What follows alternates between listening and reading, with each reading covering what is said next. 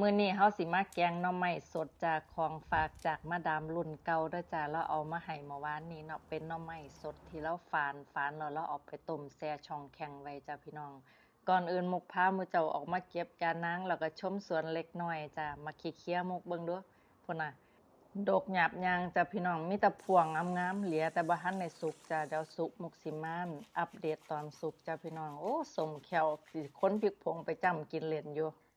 แกงหน่อไม้มุกมื้อนี้มีแนวใส่หลายอย่างเติบอยู่จ้าปกติสิแกงแต่หน่อไม้ใส่ผักเล็กน้อยแต่ว่ามื้อนี้มีหมักอึมีกระเจี๊ยบแล้วก็มีเห็ดมาใส่พร้อมจ้าพอดีว่ามุกส่งลูกไปโรงเรียนเสร็จแล้วก็เลยไปแวะอันซุปเปอร์มาร์เก็ตซันเด้จ้าเราก็ไปถอดเล็บอะคริลิกนี่ล่ะจ้ากลับบ้านมาเฮาก็เลยได้ของติดไม้ติดมือมาแกงหน่อไม้เพิ่มจ้าเมื่อวานนี้มีแม่ป้าในเพจเพิ่นมาคอมเมนต์ถามว่า ได้ยินข่าวว่าเอาของสดเข้าออสเตรเลียบ่ได้แม่นบ่ถามเป็นความรู้มุกก็สิตอบตามที่มุกรู้เด้อจ้าของสดเวลาเฮาบินเข้าประเทศออสเตรเลียน่ะเอาเข้ามานำบ่ได้อีหลีจ้าของที่มุกได้มาจากญาติน่ะของฝากน่ะสิเป็นของที่มาจากประเทศออสเตรเลียทั้งหมดจ้าคุณป้าอาจสิเข้าใจว่าญาติมุกเอาของสดมาฝากหรือเปล่าอันนี้บ่แน่ใจเด้อจ้าแต่ว่า ฟังจากคำถามที่เราพิมพ์ถามมุกคิดว่าเราอาจสิคิดว่าญาติมุกเอาพวกสมุนไพรแล้วก็ผักพวกของกินมาจากเมืองไทยจริงๆแล้วบ่แม่นจ้ะญาติมุกมาถึงออสเตรเลียน่ะได้ประมาณเดือนกว่าแล้วบ่จ้ะนั่นล่ะจ้ะแต่ว่าเรายากงานก็เลยบ่มีเวลามาพ้อกันจ้ะโดนๆได้พ้อกันเที่ยหนึ่งเนาะบ่ได้อยู่โซนเดียวกันจ้ะอยู่คนละฝั่งแต่ว่าก็ขับรถก็บ่ไกลหลายดอกจ้ะคันขึ้นไฮเวย์ก็ประมาณ25นาทีแต่มาทางธรรมดามุกคิดว่าน่าสิประมาณ45นาทีจ้ะ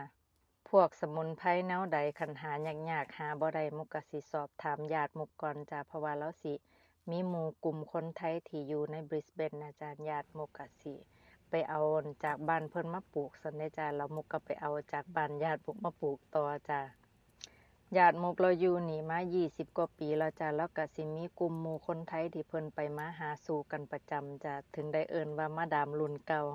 คันเพิ่นเพิ่งย้ายมาอยู่ออสเตรเลียเด้อจ้ะต้องการผักผลไม้สมุนไพรแนวใดหายากๆน่ะแนะนำให้ไปงานวัดจ้ะพี่น้อง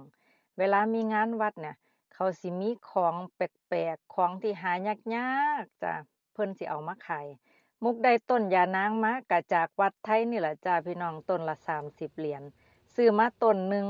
เอาไปปลูกหม่องหนึงแล้วมันสิตายแหล่บ่ตายแหล่บัดทีนี้มุกย้ายหม่องมาปลูกอีกหม่องหนึงบัดนี้พอย้ายหม่องปุ๊บเจ้ารู้จักบ่อันหม่องเก่าอันที่มุกดึงออกแหมรากมันอาจสิมีอยู่มันแตกออกมาเป็นต้นยานางมาจ้ามุกดีใจคักได้ต้นยานางเพิ่มอีกต้นหนึ่งจ้าตอนนี้ก็มี2ต้นแต่ว่าบ่งามปานใดดอกเพราะว่ามุกเก็บหลาย ย้อนมักกินหลายจ้าแกงหน่อไม้